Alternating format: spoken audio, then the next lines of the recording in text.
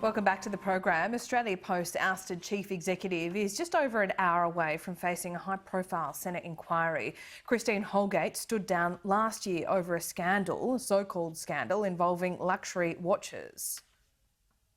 It was the most public execution of a senior executive. Now, we are the shareholders of Australia Post, Mr Speaker, on behalf of the Australian people. She's been instructed to stand aside, and if she doesn't wish to do that, Mr Speaker, she can go.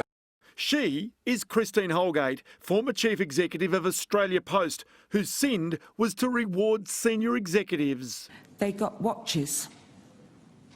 And what were the watches? They were a Cartier watch of about value of $3,000 each. This raised the ire of the Prime Minister. I was appalled. It's disgraceful, and it's not on. Just 3 years earlier, the relationship was so much rosier when Holgate, who cemented her reputation as a CEO by presiding over enormous growth at vitamins company Blackmores before taking on the Australia Post job. They're actually, the government from both sides of the House have been hugely supportive. But some of Holgate's peers and friends clearly had reservations. In hindsight, she should have listened. So many people have told me what are all the challenges and could go wrong at Australia Post. But I guess what I feel in my heart is, yes, there are challenges, but there is so much opportunity. The reason she rewarded executives with watches was a personal project to get money from big banks to prop up licensed post offices. Those post offices would effectively become bank branches. For Commonwealth Bank customers, in addition to our branch network, they'll be able to maintain access to the Australia Post network, and we see that as a very complementary service to all of our customers. The deal with the Commonwealth, NAB and Westpac is worth $225 million over 5 years. Holgate was clearly passionate about the project. If it was not for the Commonwealth Bank of Australia, then we would have faced suspending this service and cutting post services and undoubtedly hurting local communities and losing jobs. I am so appreciative to Matt Corman and the CBA team. Also appreciative, those licensed post office operators who say a previous deal had left them out of pocket. This new deal saw fresh money coming into their post offices. Everyone's horrified. We are actually soul destroyed to lose the best CEO that Australia Post has had. I've been a licensee for 20 years. I know the difference. But this week, the details of a Holgate's dismissal will be laid bare at the Australia Post Senate inquiry. She gives her testimony on Tuesday. But her statement to that inquiry says she did not, as her chairman, Lucio Di Bartolomeo, claims, resign. She says the former Australia Post chairman, John Stanhope, knew of the purchase of the watches and that they were within the allowable limits allowed by Australia Post and then signed off by the Chief Financial Officer and its auditors. Joining me now live is National Senator Bridget McKenzie. Bridget McKenzie, thanks so much for your time. You'll be at this Senate inquiry this morning. You have an opportunity to ask questions. And as we just saw there from Ross Greenwood's story, so many people in rural and regional Australia see Christine Holgate as a hero. Absolutely, Laura. I'm really looking forward to the hearing today. It's an important role the Senate plays in making sure that Christine Holgate, through her submission and through the questions we'll be asking her in a little over an hour, will be able to put on the public record her experience and the evidence she wants out there in the public arena. Her submission makes some damning critiques of Australia Post and the chair and the decisions and the process that saw her no longer be the CEO of Australia Post. But I think the piece earlier goes to the very heart of the matter, and I guess why we in the National Party feel so strongly about this.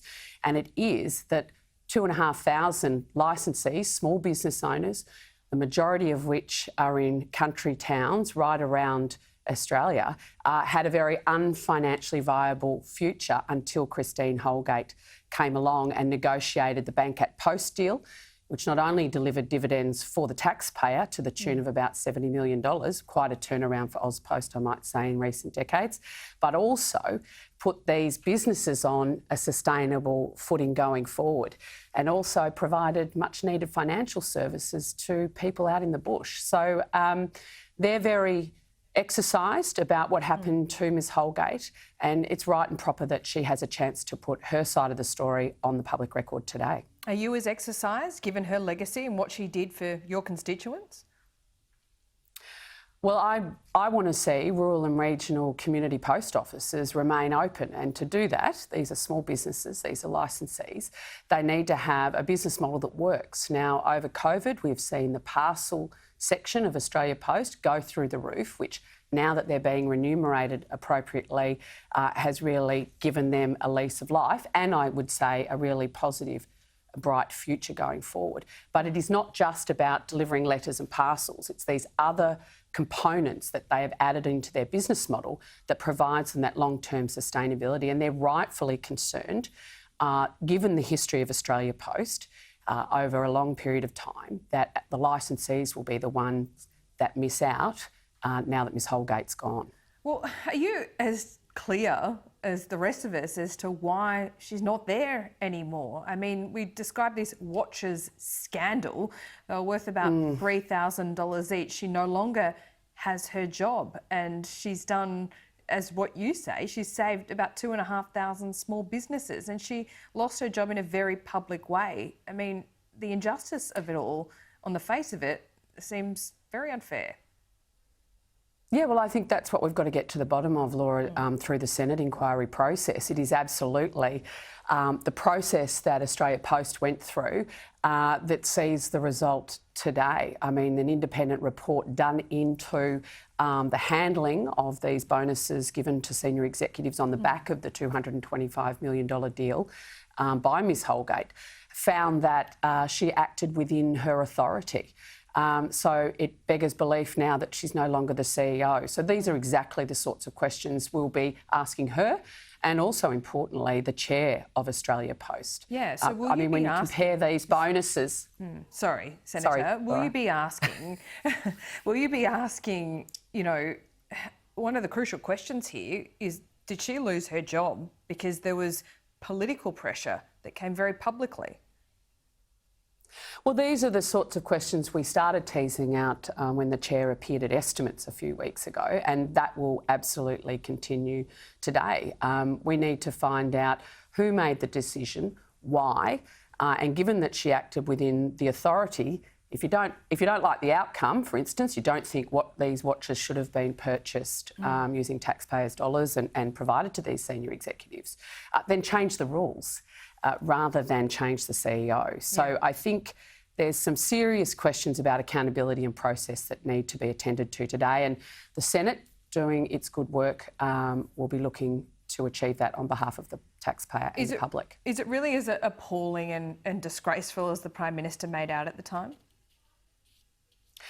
Well, you can only compare it to other like agencies. So obviously you've got this particular instance, you've got examples way in excess of the dollar amount of these watches handed out by NBN Co. You've got the issues at ASIC that were uncovered during Estimates earlier in the year. So, you know, bonuses in government agencies are not unique.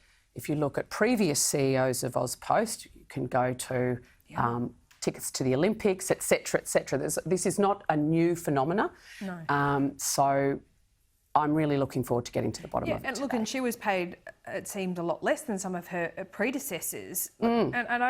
Absolutely. Is there a gender element to this, do you think? Well, I think that's for others to judge. I think Ms Holgate would like to be judged on her record, which if I talk to rural and regional licensed post office holders, they very much back her as CEO because they trusted her. She delivered for them and had a very, very future-focused vision for Australia Post that was centred on rural and regional Australia, and for us in the National Party that is core business. I wrote to the chair of Australia Post back in January seeking his assurance that any future appointment to CEO would see the sustainability of rural and regional post offices as its key KPI. I didn't hear anything back from him. That's over 4 months until yesterday, once he announced his new CEO.